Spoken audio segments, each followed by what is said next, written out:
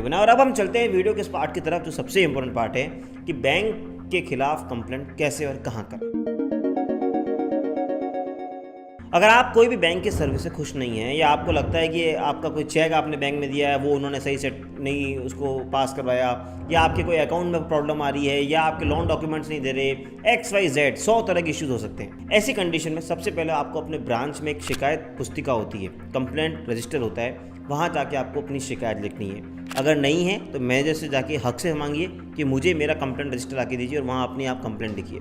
Complaint लिखने के बाद आप वेट करिए कि उस पर क्या एक्शन लेते हैं। वैसे अब ये मॉडर्न ज़माना है तो मैं आपको ये रिक्वेस्ट करूंगा कि तुरंत गूगल पे आके आप अपने बैंक की ईमेल आईडी सर्च करिए, उसके ब्रांच ऑफिस की भी ईमेल आईडी सर्च कीजिए और तुरंत एक मेल लिखिए और सीसी में उन सबके मैनेजर्स का नाम लिख दीजिए। उन मैनेजर्स को ईमेल एड्रेस भी लिख दीजिए ताकि उन सीसी करके उन सब मैनेजर्स तक आप पहुंच सकें, क्योंकि जैसे आप हायर लेवल पे कंप्लेंट डालते हैं तो बहुत प्रेशर आ जाता है बैंक के कर्मचारियों पे। इसलिए मेरे हिसाब से पहला आपको काम करना है कि आपको कंप्लेंट करनी है बैंक में, चाहे वो शिकायत पंजिका से करें या आप अपने ईमेल से। अब आपको 30 दिन तक वेट करना है। अगर 30 दिन तक अगर आपके बैंक के कर्मचारी आपको जवाब नहीं देते हैं या फिर कोई आपको बैंक से सेटिस्फैक्टरी रिप्लाई नहीं मिलता है, सो इन दिस कंडीशन आप सेकंड स्टेप उठा सकते हैं। सेकंड स्टेप है RBI ओम्बड्समैन स्कीम का। ये स्कीम कहती है कि रिजर्व बैंक ऑफ इंडिया ने एक सीनियर ऑफिसर को अपॉइंट कर रखा है जो आपके सारे ग्रीवेंसेस को सुनेगा अगर बैंक आपको हेल्प नहीं करती है तो। पर पहली कंडीशन ये है कि आपको बैंक को अप्रोच करना होगा। बैंक के अप्रोच करने के बाद या तो आपको 30 दिन वेट करना पड़ेगा अगर रिप्लाई नहीं आए तो, और अगर रिप्लाई आ जाए और आप सेटिस्फाइड नहीं हो तो ही आप RBI ओम्बड्समैन में जा सकते हो। यानी फर्स्ट स्टेप इज बैंक जाइए, उसके बाद ही RBI ओम्बड्समैन। तो जब आप RBI ओम्बड्समैन में आपको कंप्लेंट डालेंगे तो आपको अपनी सारी बातें लिखनी होगी। अगर आपने उनको ईमेल भेजा है बैंक को तो वो भी अटैच करना होगा, और सारी बात लिखने के बाद you have to approach RBI ombudsman.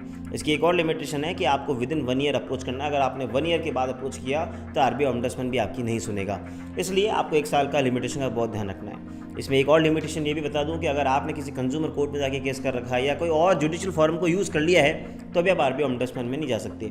इसलिए अगर मैं इसको सिंपल भाषा में कहूँ तो पहले बैंक जाइए, बैंक से जवाब नहीं आए तो RBI ओम्बड्समैन में कंप्लेंट करिए, वो आपकी सारी समस्याओं का समाधान करेंगे। क्योंकि RBI ओम्बड्समैन स्कीम एक सेंट्रल सीनियर ऑफिसर है जो आपकी सारी बातों को सुनता है और बातों का समाधान देता है। इसका एड्रेस जानने के लिए या इसके वेब एड्रेस जानने के लिए आप कुछ मत करिए, गूगल पर जाकर सिंपल से सर्च करिए RBI ombudsman scheme, you will get all the links. अब हम बढ़ते हैं इसके एक अगले स्टेप की तरफ। अगर आपको लगता है कि RBI ओम्बड्समैन ने भी आपकी बात सॉल्व नहीं करी तो फिर अल्टीमेटली हमें ऑनरेबल कोर्ट का दरवाजा खटखटाना पड़ेगा, और वो है आपके शहर की कंज्यूमर कोर्ट।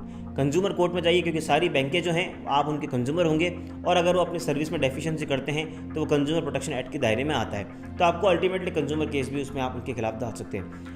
इस वीडियो को देखने के बाद मुझे लगता है कि आप अपने अधिकारों से जागरूक हुए होंगे और आपको ये पता लगा होगा कि आप बैंक की कंप्लेंट कहाँ कर सकते हैं।